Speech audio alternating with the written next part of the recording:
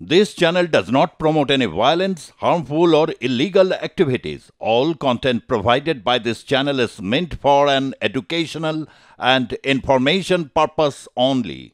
সরকারি কর্মচারীদের ডিএ থেকে এসএসসি থেকে এসএলএসটি নানানভাবে বিক্ষোভে তারা সামিল হয়েছেন। কেউ ধর্নায়, কেউ বিক্ষোভে, কেউ বা আবার কখনো করেছেন নবান্ন অভিযান। এসএলএসটির তরফ থেকে যে সমস্ত কর্মসূচি এখনো পর্যন্ত নেওয়া হয়েছে, ধর্মতলায় আবারও তাদের এই কর্মসূচিকে কেন্দ্র করে ঠিক কী ছবিটা রয়েছে আজকে আমরা সরাসরি চলে যাব। রয়েছে আমাদের প্রতিনিধি নাজিয়া রহমান। নাজিয়া, এই মুহূর্তে ধর্মতলার ওয়াই চ্যানেলে অবস্থান বিক্ষোভে এসএলএসটি চাকরি প্রার্থীরা কি বলছেন, তারা আর কতদিন, কিভাবে, এভাবে কি তারা ফল পাবেন, চাকরি পাবেন?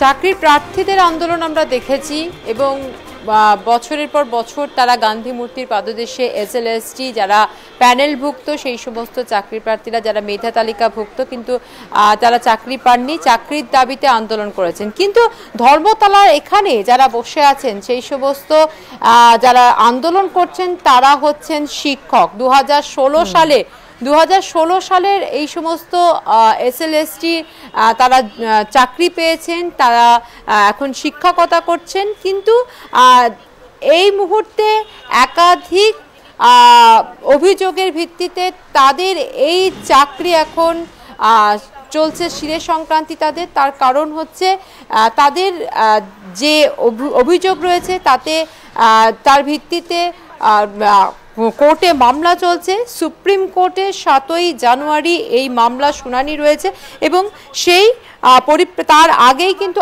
আন্দোলনে সামিল হয়েছেন, কারণ তাদের বক্তব্য তারা যোগ্য এবং যোগ্যতার ভিত্তিতে তারা চাকরি পেয়েছেন। বছর শেষ এবং বছর শেষে আপনারা রাস্তায় এসে বসলেন আপনাদের চাকরি বাঁচাতে। সুপ্রিম কোর্টে 7ই জানুয়ারি মামলা শুনানি রয়েছে, কি বলবেন? তার আগেই আন্দোলন কেন সিদ্ধান্ত নিলেন? দেখুন, আমরা এই আন্দোলনের পথে নেমেছি অবশ্যই আমাদের দেওয়ালে পিঠ ঠেকে যাওয়ার জন্য।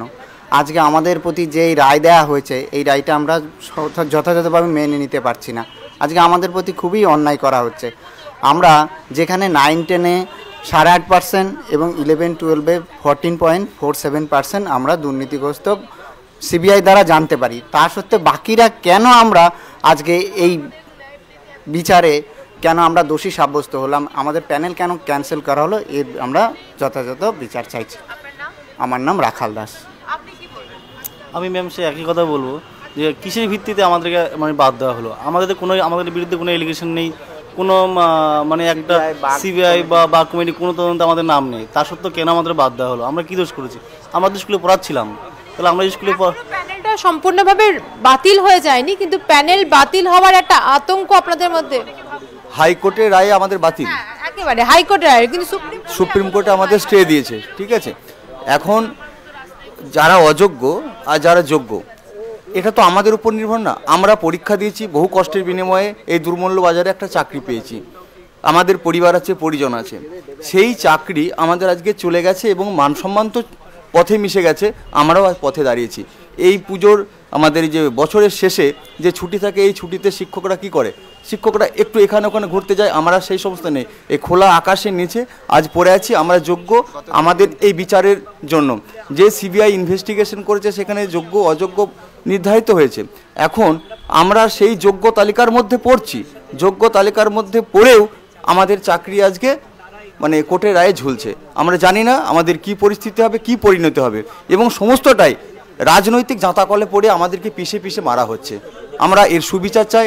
আমরা চাই আরও সঠিকভাবে তদন্ত হোক এবং সঠিকভাবে তদন্ত হয়ে আমাদেরকে সুবিচার পায়ে আমাদেরকে আবার ঠিকভাবে নিরাপদভাবে আমাদের যথাসম্মানের সঙ্গে বিদ্যালয়ে পৌঁছে দেওয়া হোক। কারণ আমরা বাড়ি থেকে বেরোতে পারছি না, সব জায়গায় আমাদের উপর দাগ চলে এসেছে যে আমরা যেন অযোগ্য। কিন্তু আমরা এমন পরিবার থেকে উঠে এসেছি যেখানে আমার বাবা সবজি বিক্রি করতো, সেখান থেকে আমরা পড়াশোনা করে উঠে এসেছি। আজকে অনেকের কাছে কথা শুনতে হয় এই অযোগ্য। এই জায়গা থেকে আমাদেরকে আমাদের সম্মানটা ফিরিয়ে দেওয়া হোক এবং আমরা চাই আমরা আবার আমাদের জন্য সেই কলম ফিরে পাই। আমরা যে ছাত্র দলদের সঙ্গে আমরা যে ছাত্রদেরকে স্কুলে যেতাম, যে ভালোবাসা ছিল, আমরা সেই জায়গাটা আমরা ফিরে পেতে চাই।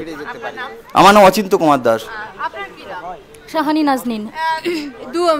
7ই জানুয়ারি ফের শুনানি আছে এটার, ততদিন কি একটা আতঙ্ক যে কি হবে, মানে নতুন বছর কি সুখবর নিয়ে আসবে না সেই দুঃখময় জীবন ভরে দেবে? এটা অবশ্যই আমাদের কাছে ভীষণ মানে মানে কি বলবো, খুব চিন্তার একটা বিষয় যে কি হতে চলেছে আমাদের সঙ্গে। আমরা জানি না, মানে ভয়ে আছি, যদিও আমরা কোনো দোষ করিনি। এটুকু আমরা বলছি আমাদের হাজারবার ইনভেস্টিগেশন হোক, যেভাবে পারে যত রকমভাবে। অলরেডি অনেকবার ডকুমেন্ট সাবমিশন আমাদের হয়ে গেছে, যত খুশি তদন্ত করুক। কোনো রকম বাক কমিটি রিপোর্ট, সিবিআই এর যে রিপোর্ট জমা পড়েছে সেখানে তো কোথাও আমাদের নাম নেই। তারপরেও যখন আজকে আমাদের আন্দোলনের জন্য, আমাদের ন্যায় পাওয়ার জন্য চিৎকার করতে হচ্ছে, রাস্তায় এসে বসতে হচ্ছে, কেন এই ভয়টা আমাদের পেতে হচ্ছে? কেন আমাদের উপরে সুবিচার হচ্ছে না? যে যে তরফের নেগলিজেন্সি আছে, আমি তাদের কাছে রিকোয়েস্ট করছি যে এটা আমরা ডিজার্ভ করি না। আমরা কতটা পরিশ্রম করে এসেছি তত, মানে সে বিষয়ে কোনো সন্দেহ নেই। আপনারা পুনরায় চেক করুন, সমস্ত কিছু চেক করুন, কোনো অসুবিধা নেই। লিস্ট বেরিয়ে গেছে, সেই অনুযায়ী আমরা 6 বছর চাকরি করার পরে না এটা আমরা ডিজার্ভ করি না। আমরা মর্মাহত, ভীষণভাবে মর্মাহত। এই যে আজকে রাস্তায় রাত কাটাতে হচ্ছে, আজকে আমার সিকিমে থাকার কথা ছিল, প্ল্যান ছিল আমাদের অনেকেরই, হয়তো নিশ্চয়ই বুঝতে পারছেন, মানে বছরের শেষে সবার বেড়াতে যাওয়ার একটা প্ল্যান থাকে, ছুটি সেটা তো সারা বছর আমরা সেই অর্থে খুব বেশি পাই না। তো কিন্তু আমাদেরকে আজকে রাস্তায়, খোলা রাস্তায় শুয়ে থাকতে হচ্ছে। এই দিনটা দেখার জন্যই বুঝি আমরা এত বছর পরিশ্রম করে এসেছি, এটাই আমাদের প্রশ্ন। আপনার নাম? মেহবুব মন্ডল। জীবন কি এখন অনিশ্চয়তার মধ্যে দিয়ে যাচ্ছে? কি হবে, ভবিষ্যৎ কি অনিশ্চয়তার মধ্যে পড়ে গেছে? অবশ্যই একটা অনিশ্চয়তার তরুণ দ্বারে আমরা দাঁড়িয়ে আছি।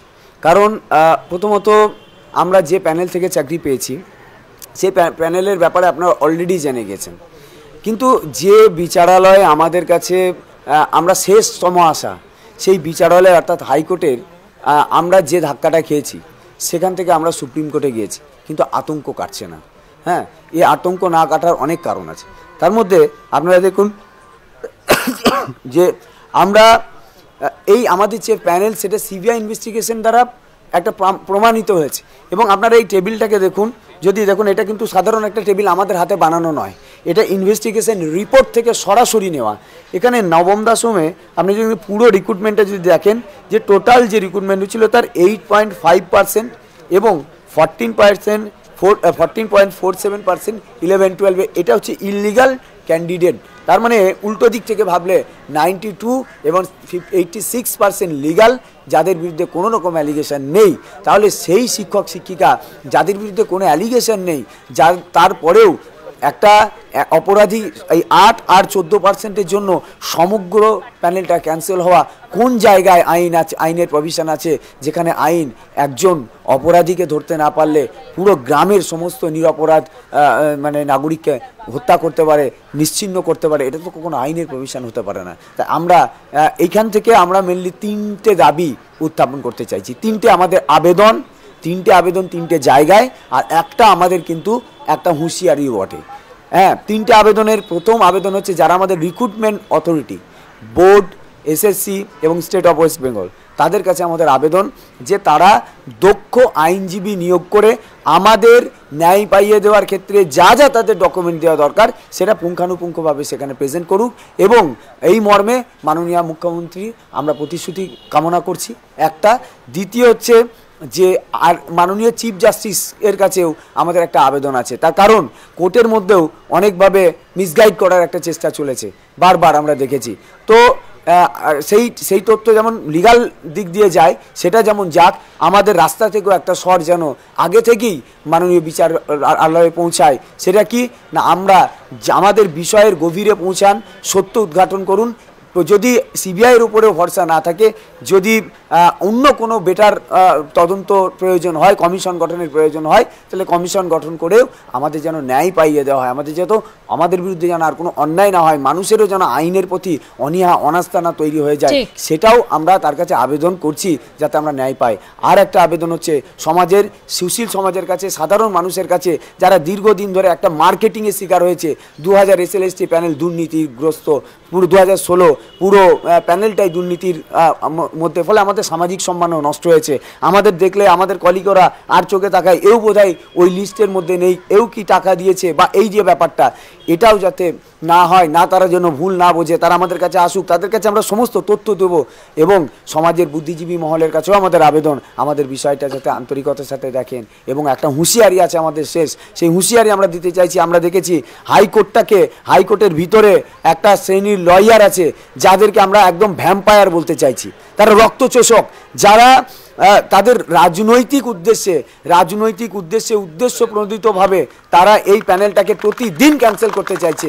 কারণ এই প্যানেল ক্যান্সেল হলে এতগুলো ছেলে মেয়ে রাস্তায় থাকবে, আর এই রাস্তাটাকে মার্কেটিং করে তারা আর একটা নির্বাচনের দিকে যেতে পারবে, তাদের ভাড়াটাকে শূন্য থেকে পূর্ণ করার পথে যাবে। তো তারাও কিন্তু এই চেষ্টাটা করছে। তাই তাদের কাছে আমাদের হুঁশিয়ারি এটাই যে তাদের এই যে খারাপ উদ্দেশ্যে তারা এতগুলো পরিবার পরিজন এবং যাদের বিরুদ্ধে কোনো দুর্নীতির অভিযোগ নেই তাদেরকে ফ্রড বলছেন কোর্টরুমে দাঁড়িয়ে, তিনি হচ্ছেন সবচেয়ে বড় ফ্রড, যে মিথ্যা কথা বলে এই এতগুলো স্বচ্ছটাকে উল্টো করে, মানে কালমার্ক্সের ভাষায় আমি যদি বলি সমাজকে উল্টো করে দেখানো, তো এই বিষয়টাকে উল্টো করে দেখিয়ে দুর্নীতিটাকে মার্কেটিং করে রাজনীতি করার যে ফায়দা উনি করছেন তাকে আমরা ধিক্কার জানাচ্ছি আমাদের পক্ষ থেকে এবং হুঁশিয়ারিও দিচ্ছি, তার উদ্দেশ্য আমরা পূরণ হতে দেব না।